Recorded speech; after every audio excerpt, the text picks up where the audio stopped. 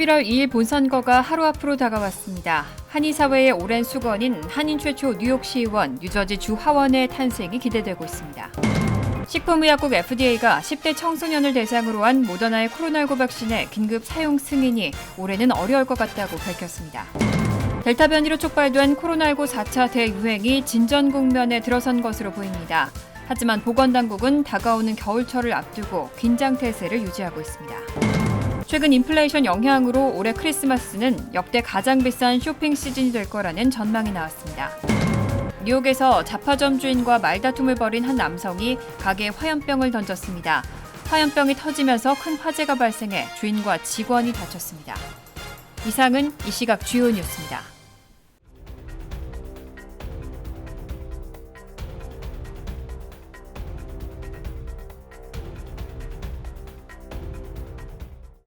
시청자 여러분 안녕하십니까? KBN 뉴스입니다. 11월 2일 본선거가 하루 앞으로 다가왔습니다. 한인사회의 오랜 수건인 한인 최초 뉴욕시의원 뉴저지 주 하원의 탄생이 기대되는 만큼 적극적인 투표 참여가 당부되고 있습니다. 뉴욕 린다이 줄리원 그리고 뉴저지 앨런 박, 내일 치러지는 본선거에 한인 최초의 뉴욕시의원 뉴저지 주 하원의원의 당선이 기대되는 이름입니다. 뉴욕시 23선거구에서 민주당 후보로 뉴욕시의원에 도전하고 있는 린다이 후보는 뉴욕 한인 봉사센터 회장으로 한인사회에 봉사해온 대표적인 차세대 한인 정치인입니다. 뉴욕 한인회 정치력 신장 부회장을 역임한 26선거구의 줄리원 후보 역시 이번 선거에서 시의원 당선이 기대되는 한인 후보입니다. 두 후보가 선거에서 승리하면 뉴욕 최초의 한인 뉴욕 시의원이 됩니다. 뉴저지에서는 한인 주 하원의원 탄생이 기대됩니다. 37선거구에서 민주당으로 출마한 앨런 박 후보, 민주당 강세 지역이어서 이변이 없는 한 당선이 유력시되고 있습니다. 뉴저지 최대 한인타운인 팰리세이즈 팍은 한인 후보 간 치열한 경쟁을 하고 있습니다. 시의원 선거에 출마한 민주당 이종철 폴김 후보와 공화당으로 도전하고 있는 스테파니 장 후보가 두 석의 시의원을 놓고 경합을 하고 있습니다. 이들 외에도 뉴저지는 총 9명의 한인 후보가 시의원에 17명이 교육위원회에 도전하고 있어서 선거가 끝나면 다수의 한인 선출직 정치인들이 탄생할 것으로 예상됩니다. 내일 본선거 투표 시간은 뉴욕은 오전 6시부터 오후 9시까지, 뉴저지는 오후 8시까지입니다. 식품의약국 FDA가 10대 청소년을 대상으로 한 모더나의 코로나19 백신의 긴급 사용 승인이 올해는 어려울 것 같다고 밝혔습니다. FDA는 12세에서 17세 청소년에게 모더나 백신이 심근염과 같은 부작용을 유발할 수 있다는 보고를 검토하고 있습니다. 어제 모더나는 성명을 발표하고 FDA가 모더나 백신 접종 후 드물게 발생하는 심근염의 위험성에 대한 최근 국제 분석 결과를 평가하는데 시간이 더 필요하다는 입장을 전해왔다고 밝혔습니다. 모더나는 회사 측은 FDA와 긴밀히 협력하고 그들의 검토를 지원할 준비가 돼 있다고 밝혔습니다.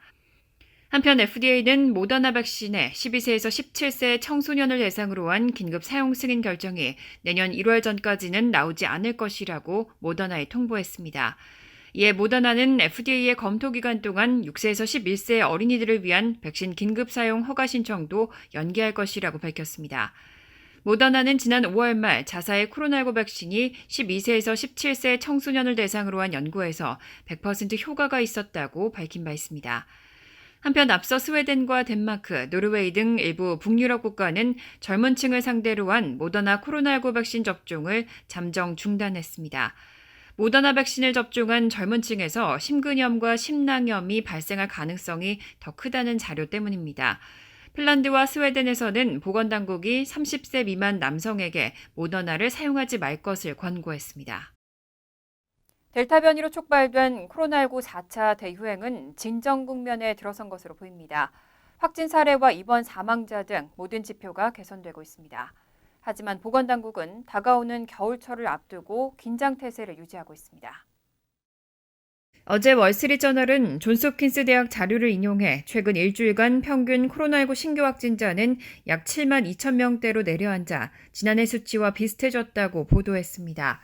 다만 지난해 이맘때쯤에는 코로나19 사례가 증가하고 있었던 반면 최근 추세는 감소세를 띠고 있다면서 신규 사례와 입원 사망자 등 모든 지표들이 전국 단위로 개선되고 있는 상황이라고 전했습니다. 실제로 최근 존스홉킨스대가 발표한 자료에 따르면 미국 내 코로나19 사례는 9월 중순 17만 명 수준으로 정점을 찍은 이후 감소하기 시작했습니다. 질병통제예방센터 역시 지난 일주일간 코로나19 확진자 수가 일주일 전과 비교해 16% 감소했다고 발표했습니다. 전문가들은 이런 감소세가 백신 접종 확대에 따른 것이라고 분석하고 있습니다. 델타 변이가 미시시피주와 플로리다주 등 지역에 강타해 국민들이 백신 접종에 속도를 내면서 면역력이 증가했다는 겁니다. 하지만 당국은 이런 뚜렷한 둔화세에도 긴장의 끈을 놓지 않고 있습니다. 기온이 낮아지면서 바이러스 확산세가 속도를 낼 것이라는 우려 때문입니다. 월스트리트저널은 보건당국이 코로나19와 독감 예방접종을 받을 것을 꾸준히 촉구하고 실내에서는 마스크를 착용하는 등 추가적인 예방조치를 권고하고 있다고 전했습니다. 코로나19에 걸렸다가 회복됐을 때보다 백신을 맞았을 때 코로나19에 대한 면역력이 훨씬 높다는 연구 결과가 나왔습니다. 한번 코로나19에 걸렸다가 회복됐던 사람들의 재감염률은 백신 접종자보다 5배가량 높았습니다. 최근 CDC 연구진은 코로나19에 감염돼 병원에 입원했다가 회복됐던 사람이 백신을 접종한 사람보다 다시 코로나19에 감염될 확률이 5.49배 높다는 연구 결과를 발표했습니다. 이번 연구는 올해 1월에서 9월까지 미 전역의 연구원들이 9개 주 187개 병원에서 코로나19와 유사한 질환으로 입원 치료받은 7천여 명의 사람들을 대상으로 이뤄졌습니다. 루시엘 월런스키 CDC 국장은 성명에서 이번 연구를 통해 코로나19 백신의 중요성을 재확인하는 추가 증거를 가졌다고 밝혔습니다. 월런스키 국장은 또 변이 등 코로나19 감염을 막는 가장 좋은 방법은 백신 접종과 마스크 착용, 자주 손 씻기와 거리 두기, 아플 때에는 집에서 머무르기 등이라고 설명했습니다. 연구원들은 이번 연구 결과가 감염에 의한 면역보다 백신에 의한 면역이 더 보호적이라는 것을 보여줬다고 의미를 뒀습니다. 또 이번 연구 결과는 감염됐다가 회복된 사람들이 굳이 백신 접종을 받아야 하는지에 대한 논쟁을 진정시키는데 도움이 될 것이라고 밝혔습니다. 연구원들은 주간 보고서 MMWR을 통해 코로나19 감염 이력이 있는 백신 미접종자를 포함해 모든 자격이 있는 대상자는 가능한 빨리 코로나19 백신을 접종받아야 한다고 강조했습니다. 보건당국은 화이자와 모더나의 부스터샷의 접종 요건을 고령자와 면역 취약자 등 고위험군으로 제한했습니다. 하지만 실제 이 요건대로 따져보면 미국 성인 10명 중 9명꼴로 부스터샷 자격이 된다는 분석이 나왔습니다.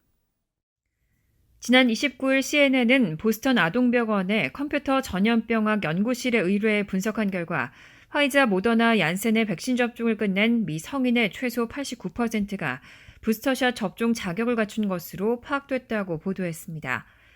질병통제예방센터의 예방접종 자문위원회 자문위원인 윌리엄 셰프너 박사는 자신이 생각한 것보다도 더 많은 규모라며 자신은 인구의 절반쯤이 될 것으로 생각했다고 말했습니다. 보건당국은 화이자, 모더나 백신 접종자 가운데 백신을 맞은 지 6개월이 지난 65세 이상 고령자와 18세 이상인 고위험군을 부스터샷 접종 대상으로 지정했습니다. 이 고위험군에는 과체중이나 당뇨, 심장병 등 각종 질환을 앓는 환자와 의료 종사자, 교사, 응급요원, 식료품점 직원 등 직업적으로 코로나19 노출 위험성이 높은 사람이 포함됩니다. 또 얀센 백신을 접종한 경우에는 18세 이상이고 접종 2개월이 지났으면 모두 부스터샷을 맞으라고 했습니다. 그런데 CDC에 따르면 미국에서 20세 이상 성인 중 거의 75%가 과체중에 해당합니다. 컴퓨터 전염병학 연구실은 여기에 직업적 고위험군과 비만, 흡연, 천식, 우울증 등 다른 기저질환을 가진 사람을 추가하면 백신을 다 맞은 성인의 최소 89%가 부스터샷 요건에 해당한다고 분석했습니다.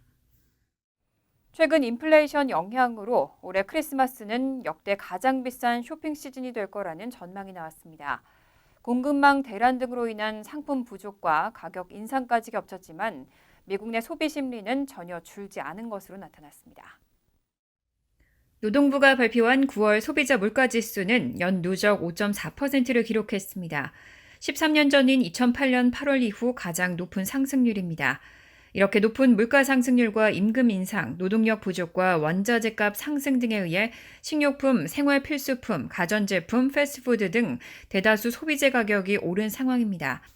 이에 소비 심리가 위축될 수 있다는 전망도 나왔지만 전미 소매연맹은 올해 11월에서 12월 미국 소매 판매가 지난해 대비 8.5에서 10.5% 늘어난 8,590억 달러에 달할 것으로 예상했습니다.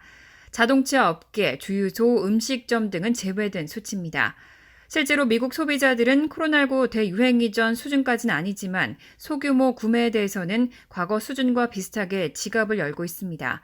경제분석국은 최근 발표에서 소비자 지출이 8월 1% 증가한 데 이어 9월에는 0.6% 늘었다고 밝혔습니다.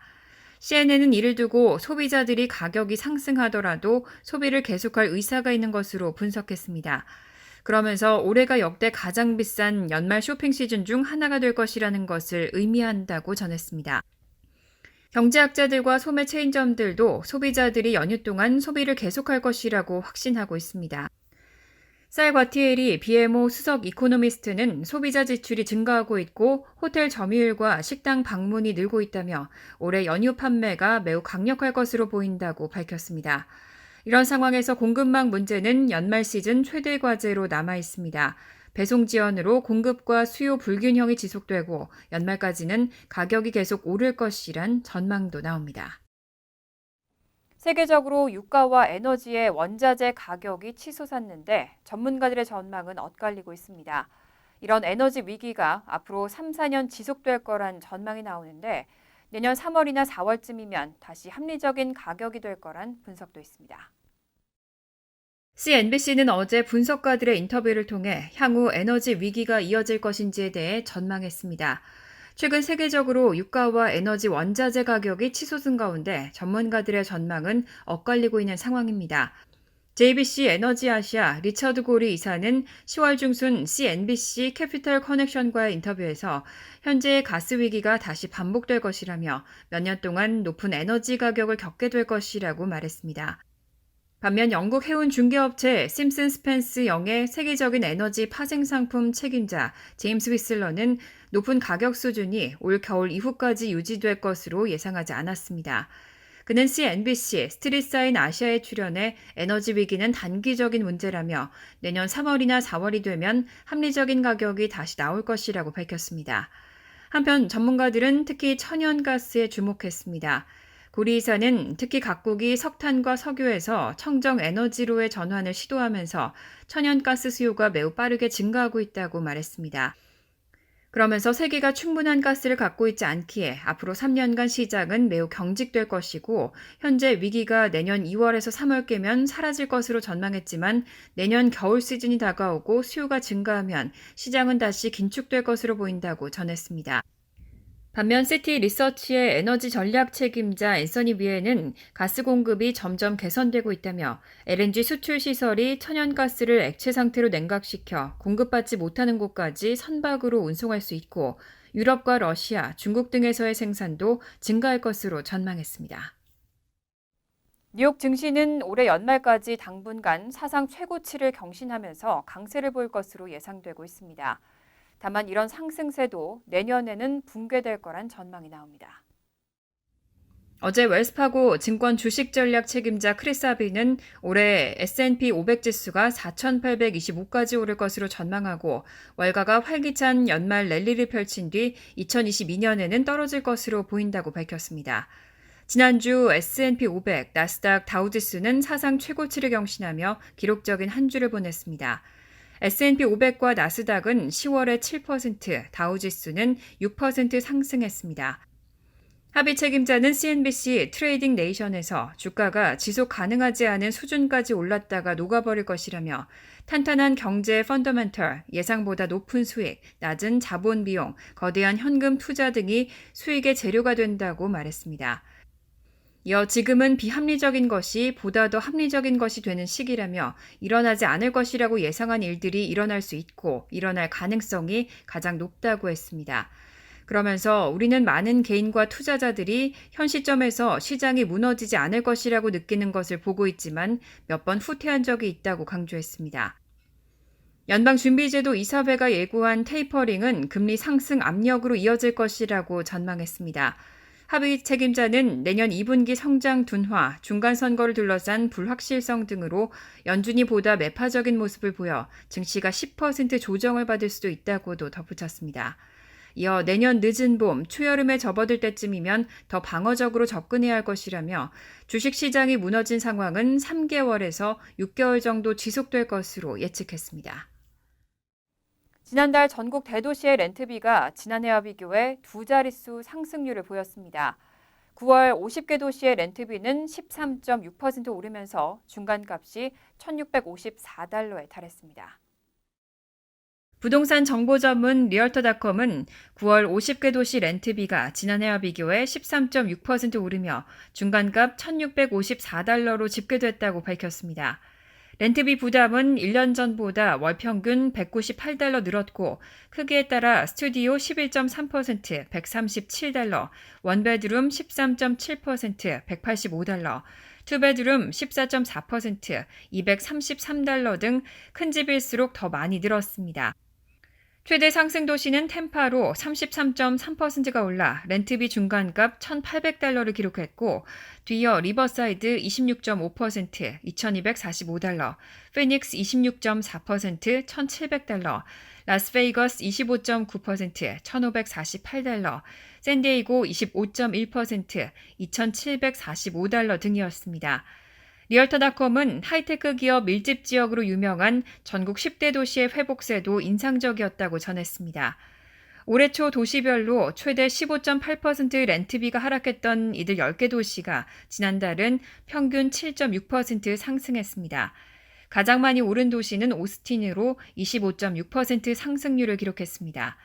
그 뒤를 이어 시애틀 17.9%, 덴버 13.8%, 샌호세 10.8%, 샌프란시스코 9.5%, LA 9.2%의 상승을 각각 기록했습니다.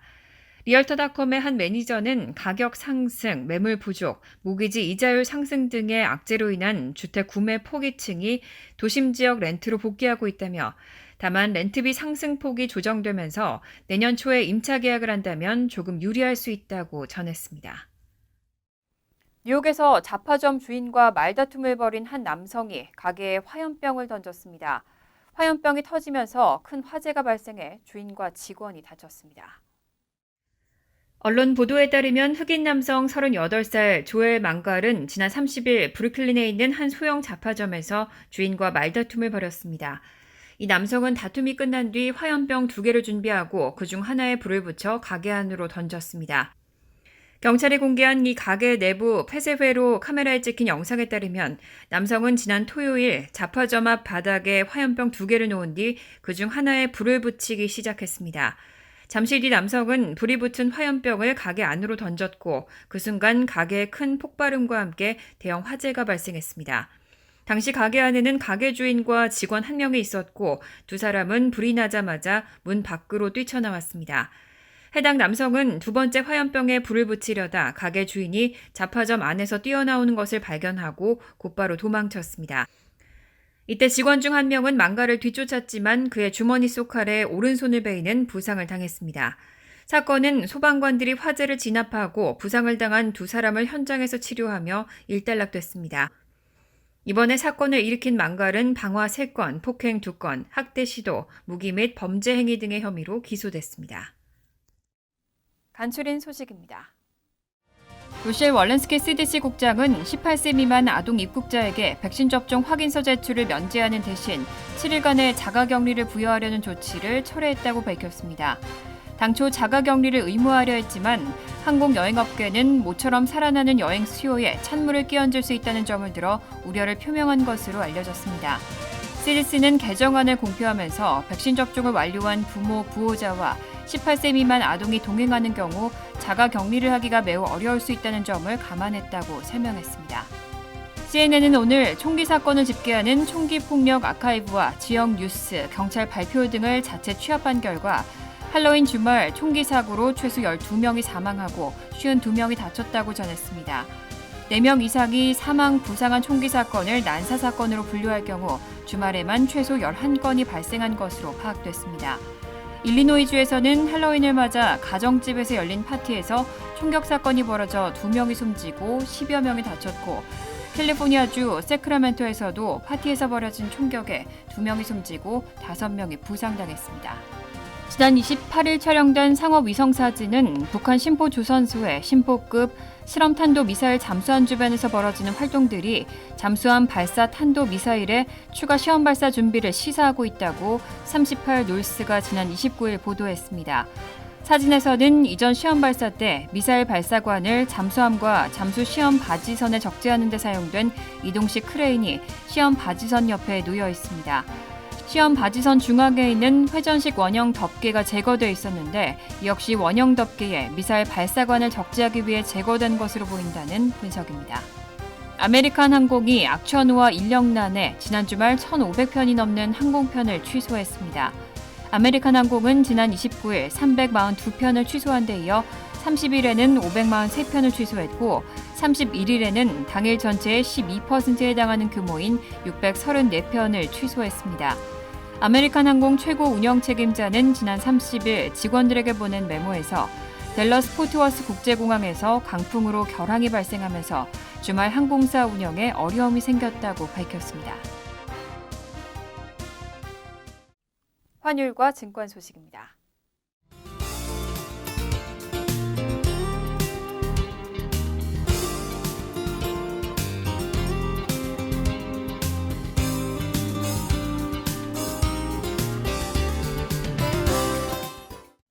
이어서 날씨입니다. 화요일은 구름이 많겠습니다. 낮 최고 기온은 53도, 섭씨 12도, 밤 최저 기온은 40도, 섭씨 4도로 예상됩니다. 수요일은 화창하겠습니다. 목요일은 화창하겠지만 밤늦게는 소나기 올 가능성이 있겠습니다.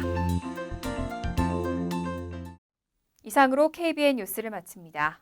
KBN과 함께 즐거운 저녁 되시기 바랍니다. 미 동부 최대 한인방송 KBN이 제작하는 KBN 뉴스는 웹사이트 mykbn.com 그리고 유튜브와 페이스북에서 다시 보실 수 있습니다. 좋아요, 구독, 알림 설정은 뉴스 제작에 큰 도움이 됩니다.